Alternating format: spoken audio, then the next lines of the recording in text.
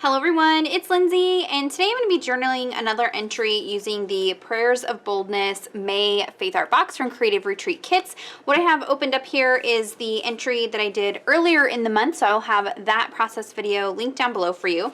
But as I was looking through the devotional content and looking at the verses, one of the other suggested passages is Matthew 6:6-8, which is actually on the opposite page that I've already journaled. So I decided to do something that would kind of coordinate with this other page while still being the same topic, but being like similar colors and feel and vibe to this side. I don't happen to get to do this very often, so I thought it'd be fun to play around today.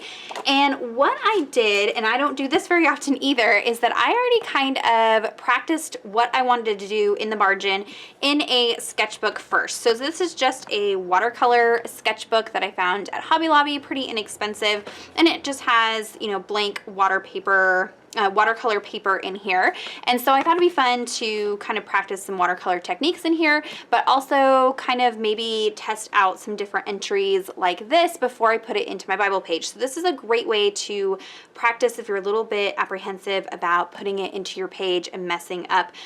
This will be kind of helpful. So this is a look at kind of what we're going to design. So it's going to be like little shelves of plants and books and things with this kind of same green colored background, the same watercolor feel. I'm going to have the images up at the top, and then I'm going to use these unanswered prayers and answered prayers sticker to document some of those unanswered and answered prayers in my life underneath here. So it's not going to directly relate to this passage about they're basically talking about how to pray going into a quiet room, shutting the door, praying to God in secret. That's I'll have this passage down below for you guys so you can check it out for yourself. It's not going to directly connect with that. We're just going to be talking about prayer in general on this spread here. So what I did here was I did some stamping using some past stamp sets from Creative Retreat Kits. If these are still available, I will link them down below. This one may not be available. I know this was a really popular one. I love this one in creating this little like potted plant effect. And then I wanted some other like clutter to put on my shelves. So I pulled out the one that has the little scribbly books, so that's going to go on there. And then I wanted to use this piece here that says God is bigger, and this is actually going to go into the center of like one of these letter board type deals. I need to make it a little bit bigger, but that's what that's going to be.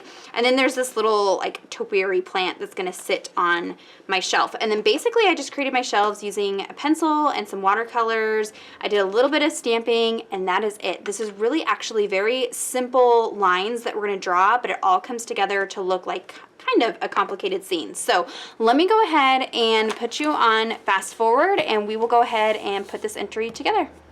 Okay, so I'm going to have this video pretty sped up through it just because it took a long time to put this page together. And it's kind of hard here in the beginning to see what I'm doing, but that's for a purpose because I want my pencil lines to be very faint. So I'm just going to use a T ruler. That way I can make sure that my shelves are nice and straight. And I'm just going in and laying down all my pencil work. Now I'm not going to ink this once I'm done painting it like I have done with some of my watercoloring in the past. So I want to lay down my pencil lines, and then I'm actually going to go over them lightly with my eraser so that they can barely be seen because the pencil gets trapped underneath the watercolor. So any pencil that's left on your page, and if you get watercolor over the top of it, is stuck there. So you want to make sure, if you don't want your pencil lines to be seen, that they need to be very, very faint. So it's hard to see what I'm doing here on camera, but in person, I can actually see the very kind of faint areas where the pencil lines are. And I'm just going in and using my T ruler for all of the straight things, like this little letterboard sign that I'm creating up here. I'm just making sure that it's going to be big enough to fit that God is bigger sticker, penciling in a little bit of a frame. And I can go in and kind of adjust things as I start adding watercolor to it, but at this point I'm just kind of giving myself a road map.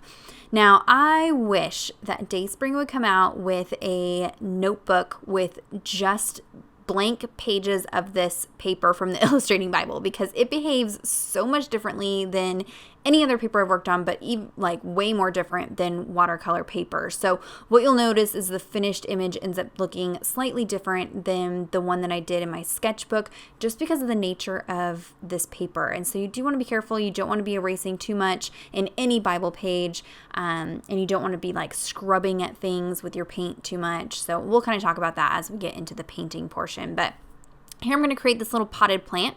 So I sketched in my pot, and then I added a little bit of washi tape as a mask so basically the top of the washi tape is the top line of that pot.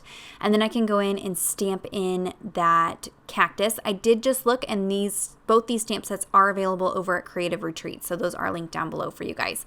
I stamped that cactus in peacock feathers, distressed oxide ink. Like I said, I'm not doing any like line detail, black line detail. So I didn't want to go in with black ink for this. So I used kind of that greenish color ink for the cactus.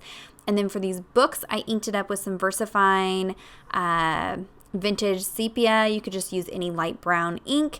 And I was careful not to ink up. There's like 2 lines that kind of come off from those books to make it look like a shelf or tabletop. I was careful not to ink those up because I already have a shelf line. So I just inked up the books. Made sure everything was dry, and then now I can go in with my watercolors. I've pulled out my little custom tin of Prima watercolors. This is a combination of a few different sets of Prima watercolors, and I picked this one because there was already colors in it that matched the colors of this kit, and I didn't need to do too much mixing. And so now I'm just going to go in and start laying down the color. If you're working in an illustrating Bible, one of the tricks is to not use too much water because the page does weird things.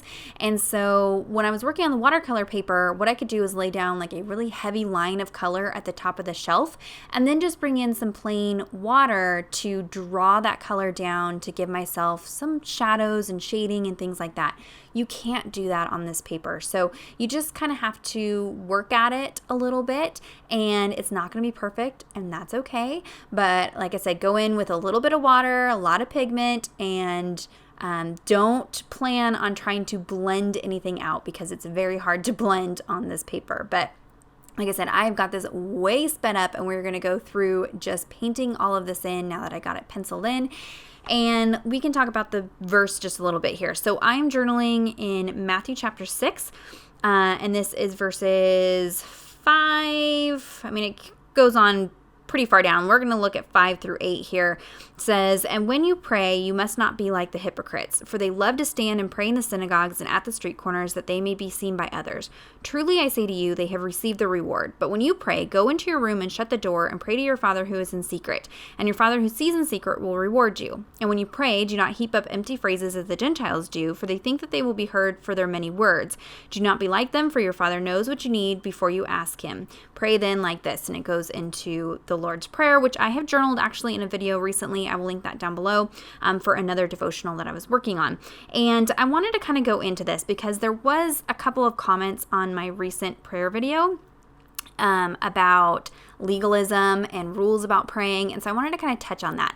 I don't think that this verse or this passage is specifically telling you that you can only pray in a room by yourself in this manner. What this is addressing is the heart behind your prayers. And so what was happening was the people at the time, the Pharisees, the Sadducees, they were standing up on street corners and praying out loud for the sake of, look at me, I'm so amazing, look at how I'm praying, look at how rich my prayer life is, listen to my prayers, look at me.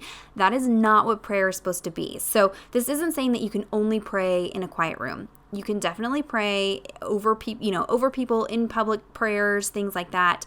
But if you're praying for you specifically, it doesn't need to be broadcasted to everybody. If you are praying personal prayers, then it needs to be quiet and heartfelt. This also touches on, it says, when you pray, do not heap up empty phrases. Don't worry about adding all these florally pretty bits into your prayers, especially when you're praying in groups. It doesn't have to be fancy prayers, and that's actually we're told here not to pray in that way. Just have a conversation with God, be honest, be from your heart, and don't do it for the sake of other people and their opinions and, making yourself look better because of the way that you're praying. That's not the intention of prayer. So when you look at this passage, this is not about legalism and specific bullet point ways to pray.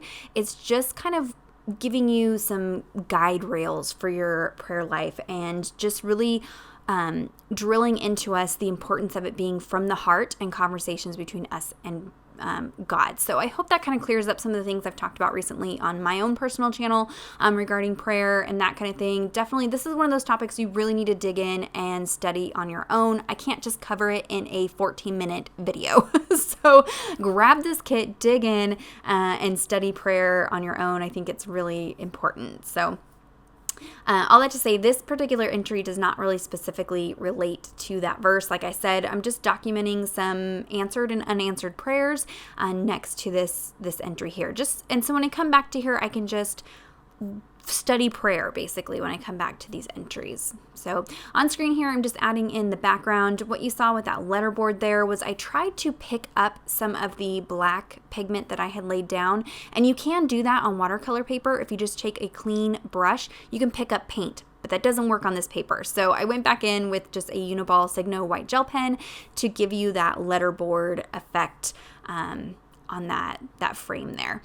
And I made sure everything was good and dry. And then now I'm going to start sticking in some stickers. So there's this little succulent plant. I'm just cutting off any of the extra white border because I don't want the white to be so noticeable against that background that I have. Same thing for that God is bigger sticker. And then I can just stick it right down on that letterboard. Now I'm just going back in with the white gel pen to add some highlight detail. This just kind of brings back some contrast and some interest into your watercolor images. You can avoid having to use this by leaving white space when you paint, but I'm not good about that. So white gel pen saves the day and just kind of livens up those images so they're not so flat looking.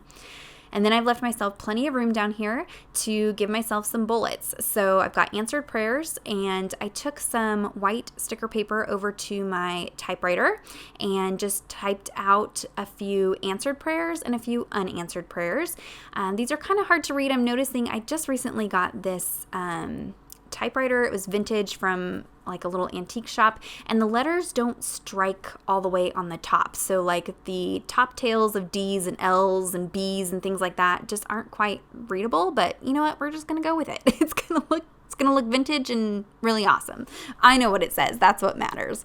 I'm just using some of those little circle hearts from the cardstock stickers for my bullet points. And I'm not really going to do any journaling on here. This is going to be my journaling, and it'll be fun to kind of come back in the future and see if some of these unanswered prayers are answered and just how things kind of change as we go along here. I'm flipping through this pad of paper. This is what I showed in the last process video that I did. I found this at Joann's. I'm just going to punch some tabs out of that paper since I already used the prayer tab on the other page. I'm just doubling it up because that paper is super thin and flimsy.